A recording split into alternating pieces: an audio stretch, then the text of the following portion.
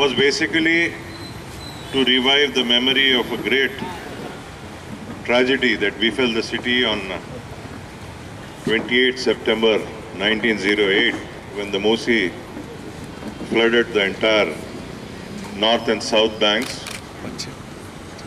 It is said that 52 colonies, mohalle, were swept away and 200,000 people were affected by the rampaging Musi. But Musi has also been a lifeline for the city. And post 1908, instead of going into depression or feeling the loss too much, of course the loss was felt, but Hyderabad showed a remarkable resilience, a foresight. The administration, the then ruler, administration and the people tightened their belts and saw the destruction as an opportunity to build a new Hyderabad, restructure Hyderabad, clear away whatever problems we had and make a great city. We succeeded. 100 years later, we are faced with some of the similar problems that the city faced a century ago. We have been trying to bring a focus on this issue since the past 6 years. This year we felt that there is a change, a positive change in the region, and our optimism has gone on to a higher level where we again hope to achieve a lot and to revive the glory of our heritage city. We will commence today's meet with remembering those who lost their lives and suffered in that flood more than a century ago. I request you stand for 2 minutes silence and we will remember the people who passed away from our city.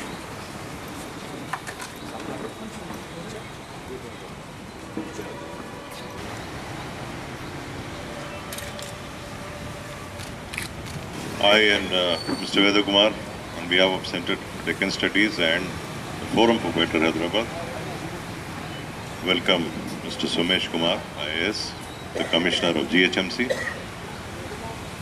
We have deliberately not invited him as the chief guest or the guest of honor because in our meetings with him, I personally felt that he is one of us, and as a citizen of Hyderabad, person from this city, he is very concerned about the city and its heritage and shares our feelings for the city.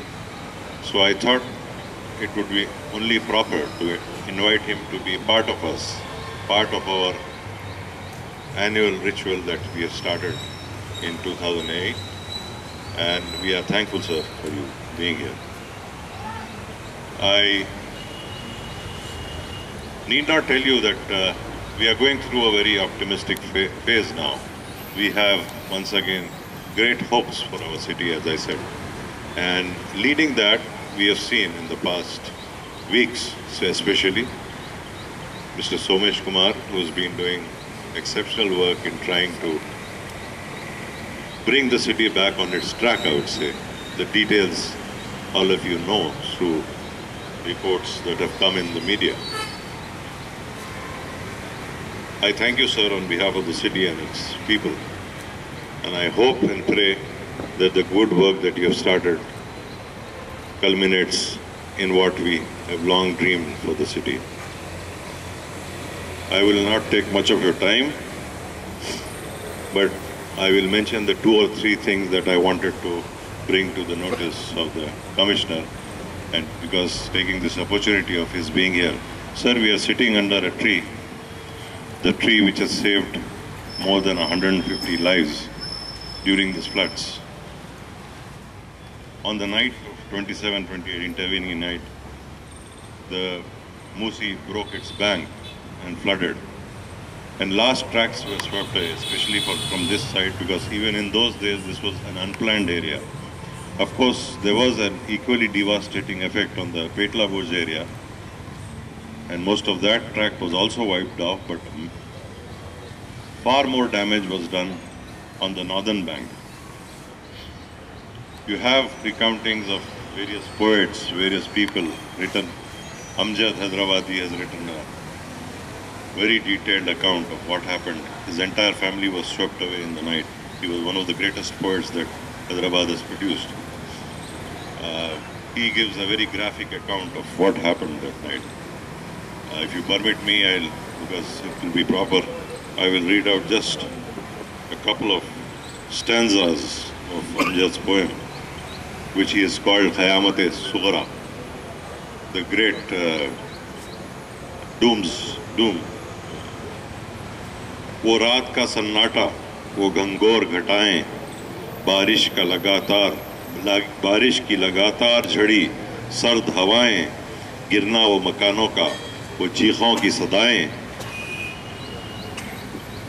वो मांगना हर एक का रो रो के दुआएं, पानी का वो जोर और वो दरिया की रवानी, पत्थर का कलेजा वो जिसे देख के पानी, तारीकी में दरिया ने एक अंधेर मचाया, सैलाब फना बन के किया सबका सफाया, पाँव से गुजरता हुआ फिर सीने तक आया, आगे जो बढ़ा मौत ने बस हलक दबाया, शब भर रहे सब पानी में फव्वारे की मानिंद, होते ही शहर डूब गए तारे की मानिंद.